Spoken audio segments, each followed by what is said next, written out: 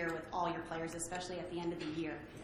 For you, coming in 2007, how have you grown and changed as a coach? Well, I think that I learn from the players, all the time. I think caring about the players is why I enjoy being a coach, and I don't think the players really care what you know until they know that you care, and I think that's an important part of leadership, because every player wants his coach to know how he's doing. I mean, that's just, and you got to have relationships to do that. But I think that using other people that have expertise in whether it's psychological disposition or motivation or personal development and behavioral issues are all things that we do more of now that has, I think, helped and enhanced the chances of our players developing personally, academically, and athletically like we'd like for them to. And I really feel good about the team that we have that does that. But you have to be willing as a coach to give up some of the control and allow people to do these things with your players and trust, those people and trust your players. And I think that's something that I've gotten a little better at. Hey, Nick, to your right. You've had this run of 10-win seasons going back to 2008. Is it possible, as long as the guys buy in, prepare the right way, to never really have a down season? At Alabama.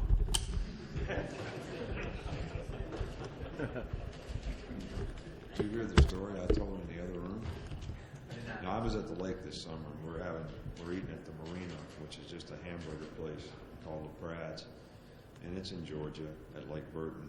And the nicest couple, the nicest older couple you're ever going to meet, come up and say, "We're Alabama folks. We graduated from Alabama.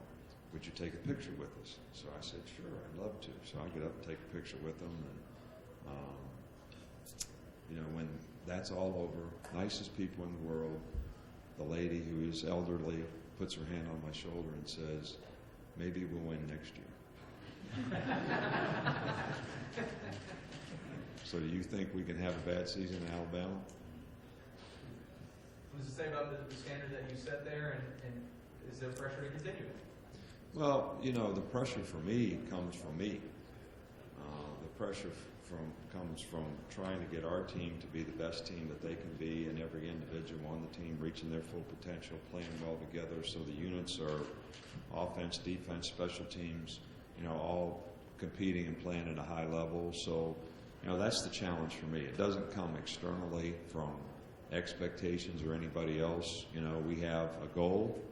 We have a process of how we need to do things so that we can reach that goal, and we all have to stay focused and disciplined on being able to do the things on a daily basis to execute that. And that sounds pretty simple, but it's pretty challenging, and that's certainly our motivation and what we want to accomplish, and I want to do it for our players. Nick, Rick Carley here, Fox 6. Is this cool?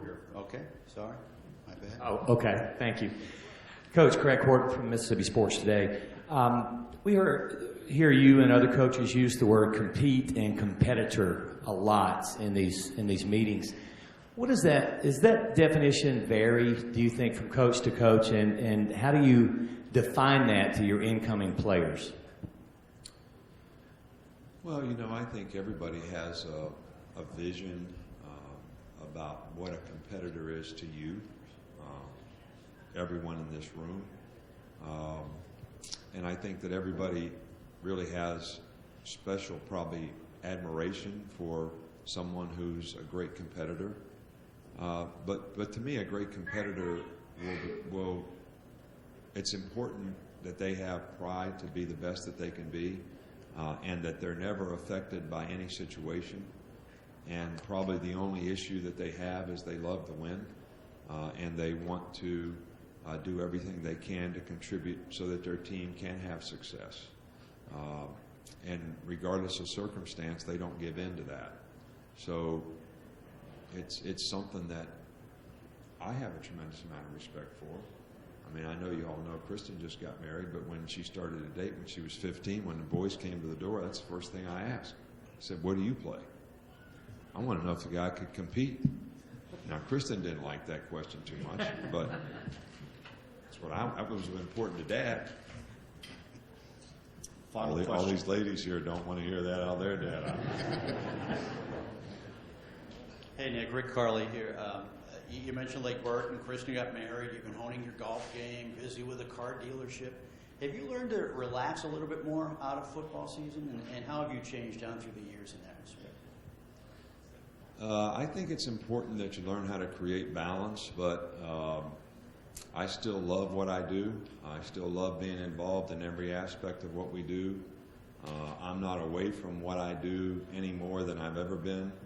I just think that the time that I'm away, I manage better. I relax more. I used to go on vacation and all I did was work.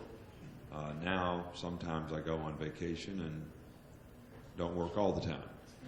So, but I still love what I do, and I'm involved, and the most important thing to me is our football team and our players, our coaches, our organization, trying to do the best that we can for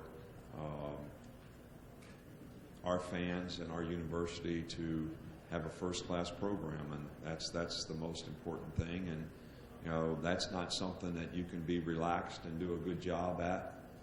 And we're going to continue to do the best we can so that we can have a high-quality standard program.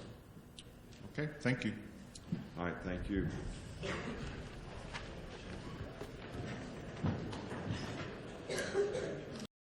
You doing all right?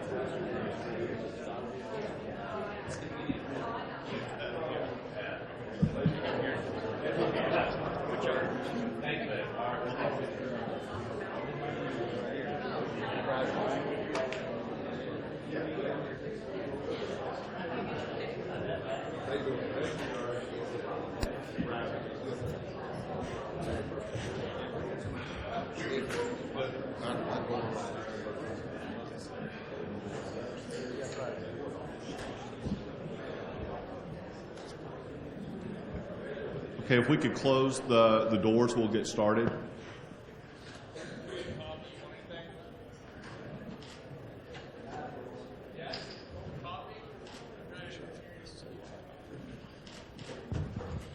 Okay, we now will turn our focus toward Reggie Ragland. So if you have questions, please raise your hand.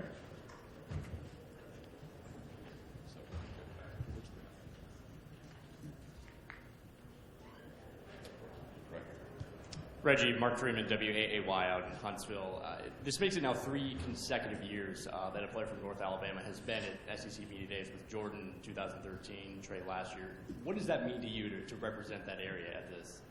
I'm very proud and thankful to be out that area, and I know I grew up with those guys. I used to work out with those guys all the time until they went off to school. But just knowing that the type of guys that they are, I'm just very thankful to be here for North Alabama and be coming down here to represent University of Alabama and North Alabama.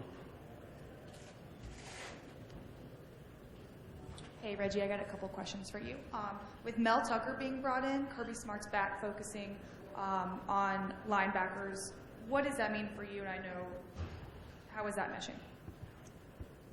With Coach Smart back, that's a great feeling knowing I got the defensive coordinator there with me. I know I can get everything I need to know about the game plan. I can just call him up. And also with Coach Tucker, me and Coach Tucker talk all the time and just about NFL stuff and the things that I need to do to make sure that the team is on the right focus and doing the right things to make sure the team is good with each other. What do you think about the decision to bring Tucker down from the Chicago Bears? I know the secondary was a trouble spot for Alabama last year. That's a great idea. A great thing Coach Saban and the coach Stafford did to bring in a guy that was the defensive coordinator that knows football and the schemes that they're going to bring together with Coach Smart and Coach Saban is going to be very good. And with the secondary, Coach Tucker is known about getting ball disruptions and getting interceptions and pass deflection, all that stuff, and he's very tough on the guys to make sure that they're doing the right things on and off the field. Reggie, what's different about you this year? So obviously you had the good year last year. What's different? What's evolved in your game? Where have you progressed going into this season? Probably been more of a leader and more mature as a player. Each year you have to grow and mature, and I'm maturing more and knowing and looking at coverages and the defense is better and just being smarter and asking questions. Because at first I wouldn't ask questions that I needed to ask, and now I'm asking the necessary questions to make sure everybody's lined up and ready to go on the field. And you can be used outside too in some situations? Oh, yes, sir. Third down packages, they're going to put me in at the buck to rush outside and just try to evolve my game and just show people I can do more on the field instead of just being a two-down linebacker. Reggie, Steve Nissom, WEAR Pensacola. I know last year didn't end the way you guys wanted it to. How did that affect the offseason, the mentality during the offseason? Our motto this year is finished throughout the whole year. Running, program, finished. Workouts, finished. Film study, finished all the way through. And don't take plays off, because that's what we haven't did in the past 2 years, actually, against Auburn and not covering down like we're supposed to. But we got to do the right things that we got to do, and we got to finish. And that's the problem with it. And guys got to do the right things off the field and on the field. We got to finish. Hey, Reggie. Jacques Doucet, WAFB TV in Baton Rouge. If you could share your experiences, what did you learn from Kevin Steele during his time at Alabama, and what kind of coach was he to play for? Coach Steele was a great coach to play for. He showed me the right things I need to look at linebacker. There was times I wouldn't look at the right things and plays that go past me, which and I'm going the other way. And he made sure as the year went on, I was looking at the right things. He helped me evolve my game into a better person. Off the field, he helped me become a better man with life situations that anytime I needed to talk to somebody, he was there I could talk to, and he was a great mentor for me. Reggie, what did you learn from volunteering with the Veterans Administration and your community involvement with it?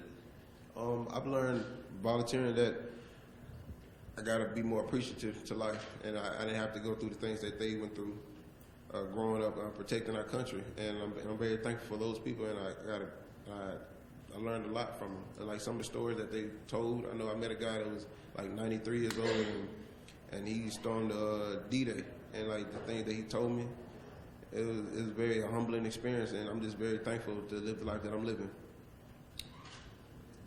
Lauren Sisler, WIAT 42. Kirby Smart said that he reached out to Tom Herman at OSU after last year's playoff game. Did they give you any feedback? Did he share with you what you learned, and have you taken any of that into the offseason? I didn't even know Coach Smart did that, but like, I'm sorry, can you say that again? Can you say the question again? Well, if he did give you feedback, what are you taking from last year's game in the playoff coming into this year? What have you learned, and how does that translate this year defensive scheme? I learned you got to respect everybody. I know some guys didn't respect the fact that Cordell Jones was a third-string quarterback coming in. A lot of guys didn't respect him. And when we got on the field, he showed that he could have been a starter anywhere around the country. And that's one thing we got to respect our opponents more. And a bunch of guys on the team we didn't respect them. Dane Young, WRBO, Columbus, Georgia. You've got a couple guys in that front seven with you from Auburn with Rayshawn Evans, Reuben Foster. What do you expect from them, and do you guys ever pick on them for kind of being from Auburn? We expect a lot out of them because them guys are going to have to come in and help us play a lot. And with Rashawn, we pick on him all the time because of Auburn. But Reuben, he still has the Auburn tattoo. So sometimes we make him cover it up, sometimes we don't. But I'm glad them guys are with us, and those two are my brothers. My little brothers, I do anything for them. They know they can come to me if they got help or need something. But them guys are going to have to help us out this year, and I think they got the right mindset going into it. Hey, Reggie, Coach Saban was just in here telling us a story about in the offseason, older couple comes up to him and says, maybe we'll win next year.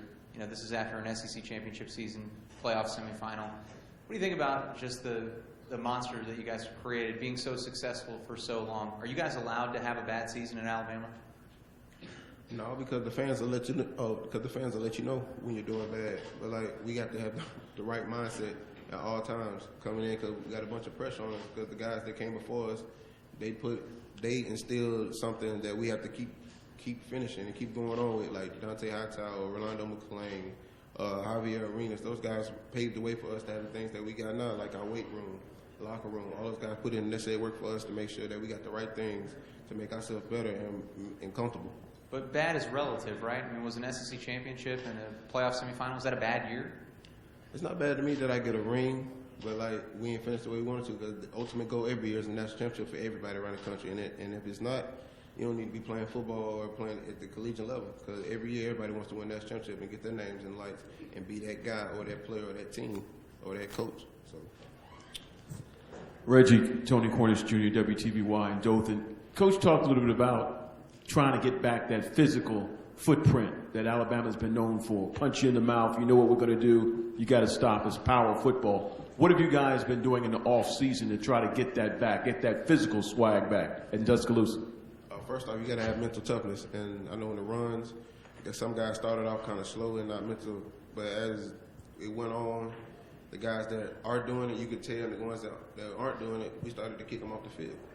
We got to make sure the guys that we want on the field, we got to make sure that they are there and ready and mentally prepared. If you're not mentally prepared to play for Coach Saban, and you're not going to get on the field, he's going to put the guys on the field that are mentally ready and are mentally strong and want to play the game of football relentlessly, especially on defense. You got to be tough. Even Coach Saban will recruit you if you think you were tough, but if you come in and not showing that you're tough, it's just going to put you down the depth chart. And you got to, and the guys that's doing it, you can just tell each week.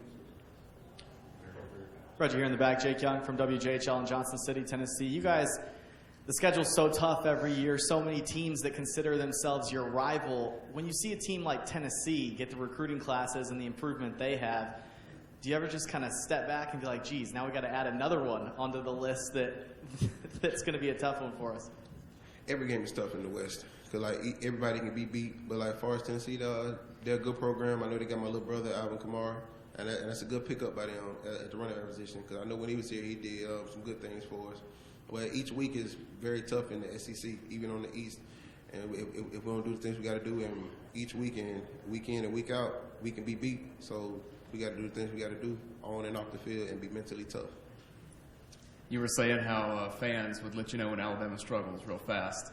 What's the funniest or craziest thing that fans have come up to tell you, or something you remember and say, that's a little strange? It's so much. It's kind of hard to say.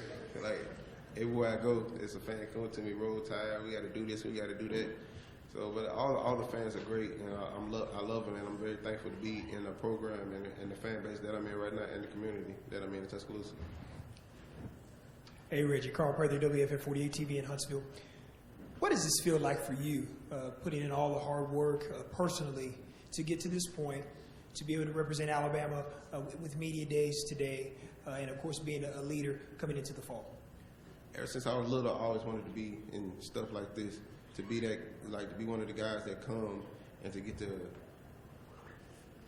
show off the team and some of the things that we've done and talk about. I always wanted to be like this since I was little. I used to talk to my mom and my dad about this when I was little, and I always wanted to be one of those guys to represent the team in the right way and I'm just happy and thankful to be here, because my first 2 years when I was at Alabama, I never thought I would be in this position. But when Coach Saban talks about the process is the process, and you have to take your time and do what you have to do to be in the right position. And when Coach Saban feel like you ready to play, and he gonna give you the option to do what you gotta do and play. If you don't get it done, he get somebody on that's for you. So you got the right mindset on the field and off the field each week. Reggie, Christine Killmeyer, WHNC in Huntsville. Talk a little bit about what, for you, the decision-making process was like to come back for your senior season.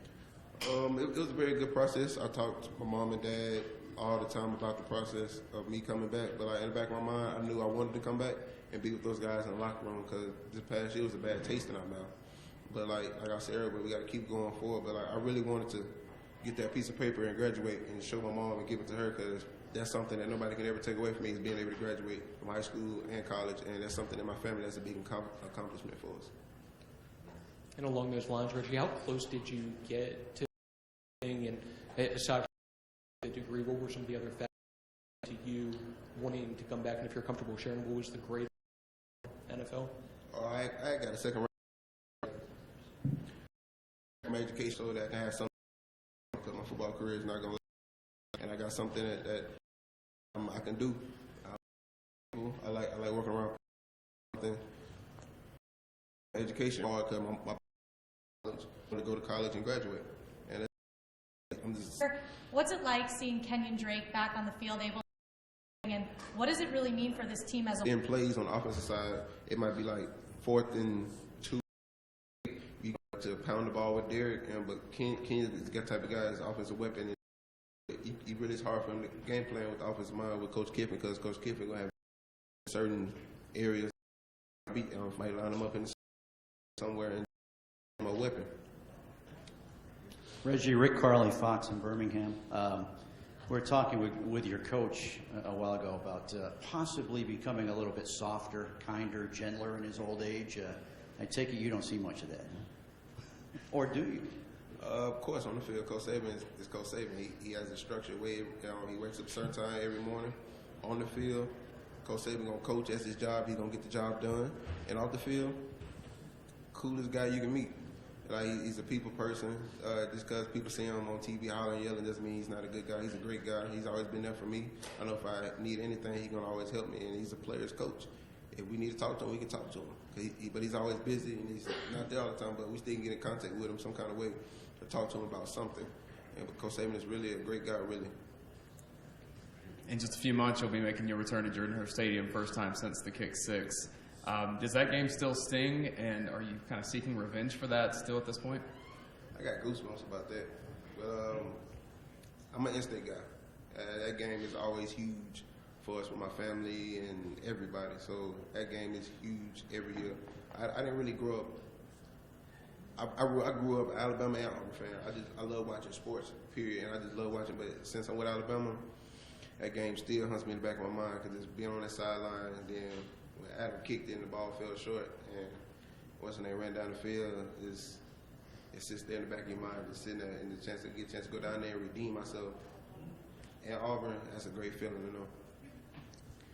Reggie, if I could get your thoughts on the physicality of playing LSU, what kind of game that is, hitting wise, and your thoughts on Leonard Fournette. And Leonard Fournette is a beast. He's a big guy. He runs the ball very hard. If you don't come downhill with the right hat speed, flat back and hat speed, and hit him, he'll run you over. As you've seen some of his plays, the whole offense is very physical and tough. I know a guy I communicate with all the time is Vidal Alexander, one of the guards on the team. Very physical guy. And I play with him in the Under Armour game. Very physical guy then, big and powerful and physical, he can move. So that whole team is very physical and powerful. Reggie, Stephen Gunner, WSFA Montgomery. You seem like you're a guy that likes to take players and also fellow linebackers under your wing. You mentioned Rashawn and Reuben. Talk about a young guy like Sean Dion Hamilton and just the potential that he has. The sky's the limit for him. He's the valedictorian of his class, very smart guy. He's my locker mate. He's right beside me. And every time he needs a question, he asks me. If I need a question with him, some stuff I might not know, he'll know. But that's a good. We also have a love-hate relationship. Sometimes he gets on my nerves, sometimes. But he's a very good guy and a very humble guy to have on my team. Final question right here. Reggie, I don't think you've lost to LSU since you've been in Alabama. Is that still a big rivalry? Does it lose a little something when they haven't beaten you guys in a while? Every time you play them, it's very physical and it's very tough. So You really don't worry about how many times you didn't beat them. You worry about the time you're playing them right then and there, because anytime they're good every year, and we just get lucky on some plays, and that we make. It's all about being in the right place at the right time sometimes, and that's how we've been for the past few years. And we just got to keep chugging on, because that's a good team regardless. Because going to play them down there, and at nighttime is tough. So you gotta come with it every time you play them. Okay, thank you.